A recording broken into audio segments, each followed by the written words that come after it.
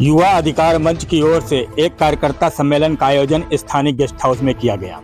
आयोजित कार्यक्रम को संबोधित करते हुए मंच के राष्ट्रीय अध्यक्ष व मुकथित शशांक शेखर पुष्कर ने कहा कि हमने हमेशा युवाओं के अधिकार के लिए संघर्ष किया है, फिर चाहे वो युवाओं की शिक्षा का मामला हो या फिर रोजगार का या फिर चाहे संविदा कर्मचारियों के अधिकार का, क्योंकि राजनीतिक दल अपने युवाओं से उनका वोट तो ले लेते हैं परंतु युवाओं के हित में कोई ठोस कार्य नहीं करता है। उन्होंने युवाओं का आह्वान किया कि आप लोग युवा अधिकार मंच से जुड़ें और अपने अधिकारों की लड़ाई स्वयं लड़ें और सहयोग करें। कार्यक्रम को संबोधित करते हुए युवा अधिकार मंच के जिलाध्यक्ष ने भी लोगों से ज़्यादा जुड़ने का आह्वान किया। आप देख रहे हैं युगाधार समाचार। इस दौरान सैकड़ों की संख्या में युवा कार्यकर्ता के अलावा ग्रामीण क्षेत्रों से महिलाएं व पुरुष मौजूद थे, जिन लोगों ने एक स्वर में संजय तूफानी के कंधे से कंधा मिलाकर चलने का वचन दिया। अंत में आए हुए आगंतुकों का जिलाध्यक्ष संजय तूफानी ने आभार व्यक्त किया। कार्यक्रम में भव्य स्वागत देखकर राष्ट्रीय अध्यक्ष शशांक शेखर पुष्कर काफी गदगद दिखे।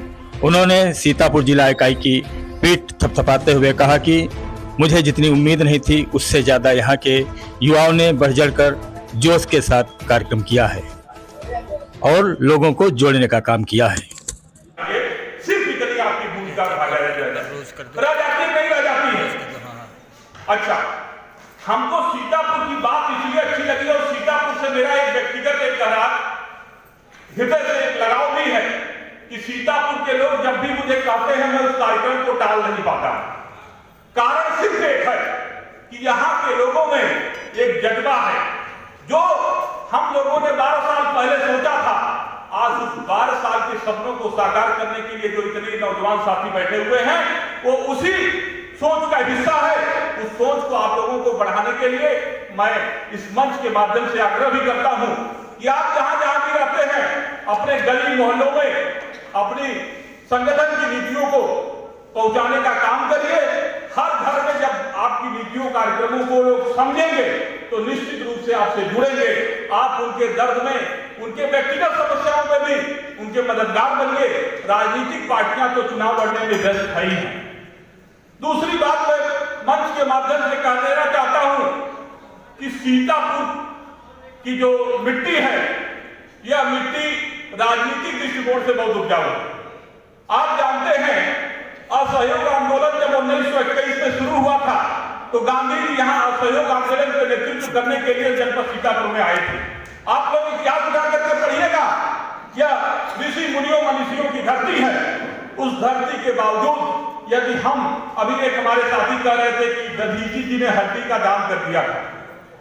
मैं आपकी हड्डी नहीं मांग रहा हूं, मैं आपका खून नहीं मांग रहा हूं, लेकिन हाँ ये जरूर है कि मैं चाहता हूं कि हफ्ते में सिर्फ 1 घंटा मुझे दे दीजिए, अपने परिवार से एक नौजवान दे दीजिए, मैं आपको बेहतर भविष्य दे दूंगा। इतना जरूर कहूंगा कि आज हर समस्याओं का जड़ यदि कोई है तो वह नकारात्मक राजनीति है। उस नकारात्मक राजनीति की वजह से आज नौजवान हाशिए पर है, नौजवान अपराध की तरफ बढ़ रहा है।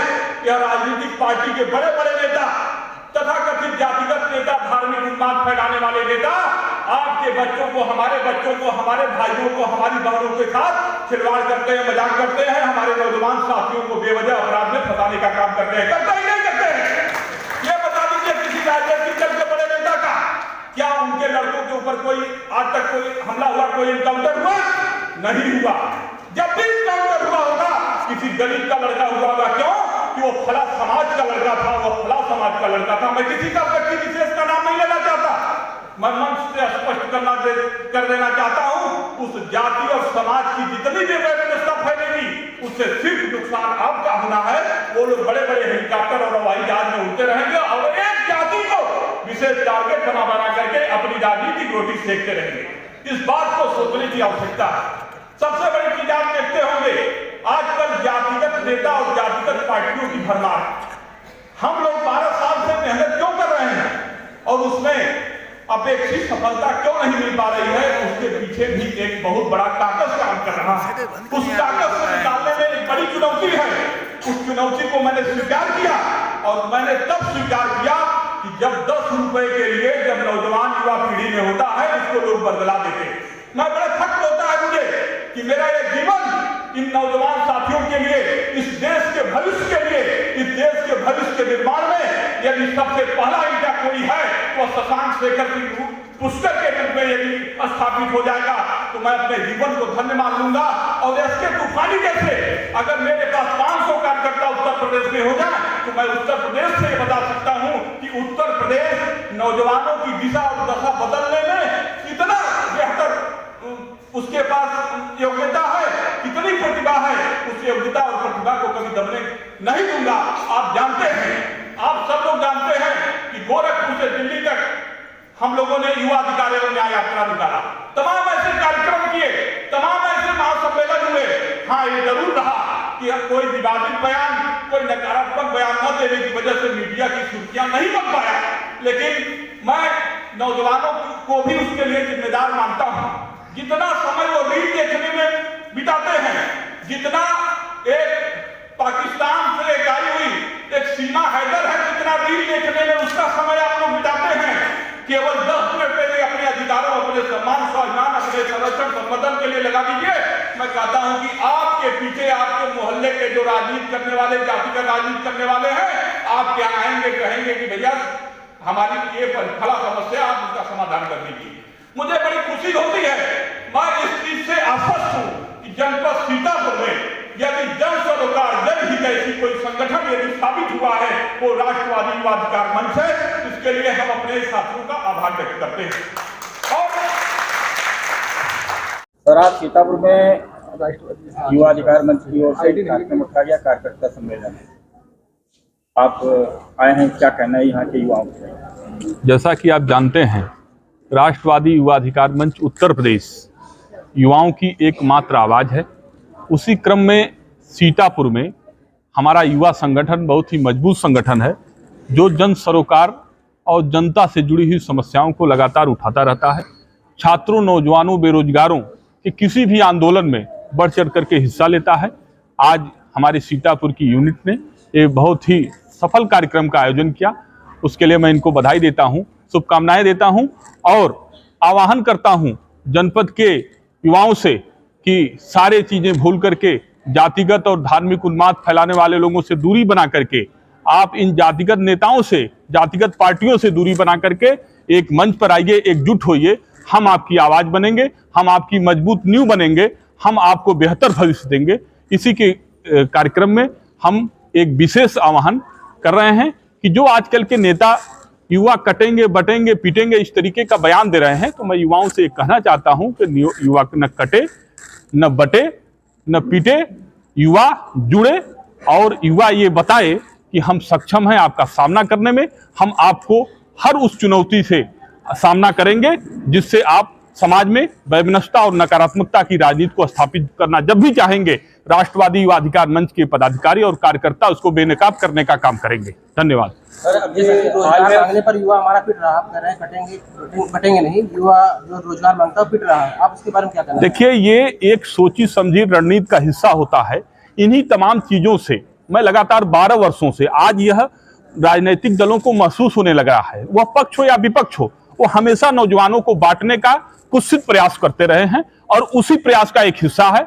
हम नौजवानों को विशेष करके इसीलिए 12 सालों से उनको जागरूक कर रहे हैं कि नौजवान जिस दिन हम कहते हैं कि 65% आबादी का नौजवान यदि एकजुट हुआ, यह महसूस भी करा दिया यदि राजनीतिक दलों को, तो इनकी देखिएगा सारी राजनीतिक जमीन खिसक जाएगी। ऐसा मुझे पूर्ण विश्वास है कि आने वाला समय राष्ट्रवादी युवा अधिकार मंच के युवाओं की होगी, इन युवाओं की होगी, आम युवाओं की होगी, जो गरीब गांव किसान मजदूर का बेटा होगा, न कि सोने का चम्मच लेकर के पैदा होने वाले, न तो वो युवा के ठेकेदार होंगे, न वो विरासत की राजनीति करने वाले लोग होंगे, न वो पूंजीवाद की राजनीति करने वाले लोग होंगे।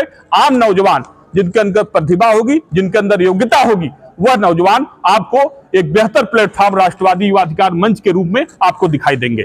धन्यवाद। सर, अभी हाल में उत्तर प्रदेश के उपचुनाव सहित कुछ प्रदेशों में उपचुनाव हुए हैं। बेरोजगार युवाओं के सारे मुद्दे दरकिनार कर एक ही मुद्दा, एक ही जुमला चला, कटेंगे बटेंगे या काटेंगे बांटेंगे। क्या आगामी भविष्य के लिए ऐसे नारे युवाओं के हित में हैं या देश के हित में? आज राष्ट्रवादी युवा अधिकार मंच की जरूरत ही इसलिए पड़ी कि इस तरीके की नकारात्मक राजनीति हमेशा होती रही है। चाहे आज जो विपक्ष में है वो कभी सत्ता पक्ष में था, आज जो सत्ता पक्ष में वो कभी विपक्ष में था, और हमेशा समाज को बांटने का काम किया गया है। हम तमाम राजनीतिक दलों का, किसी व्यक्ति विशेष की बात नहीं करते हैं, वह या तो जातिगत रही हैं या तो धार्मिक उन्माद फैलाने का प्रयास करती रही हैं। मेरी कोशिश है देश और प्रदेश का नौजवान जिस दिन एक मंच पर आएगा, इस तरीके की नकारात्मक राजनीति करने वाले को अपने आप जवाब मिल जाएगा। यूपी में जितनी कुव्यवस्था थी जिसको लेबर के तरीके से भरा जाता था, इसके पूर्व की सरकार थी, मुख्यमंत्री जी ने उसमें अमूलचूल परिवर्तन की कोशिश भी की, लेकिन ब्यूरोक्रेटों की ऐसी साजिश है, एक ऐसा शिकंजा है। इन तमाम चुनौतियों से मैं सरकार से मांग भी करता हूं कि इन चुनौतियों से निपटने के लिए बहुत रणनीति की जरूरत है, और राष्ट्रवादी युवा अधिकार मंच ये मांग करती है कि आप रोजगार के क्षेत्र में जितना अच्छा काम करेंगे हम उसकी सराहना करेंगे। जब भी युवाओं के ऊपर कोई अत्याचार होगा, उनके साथ अन्याय होगा, उत्पीड़न होगा, वो किसी भी जाति का होगा, धर्म का होगा, हम उसकी आवाज बनेंगे, उसके को न्याय दिलाने का काम करेंगे। धन्यवाद।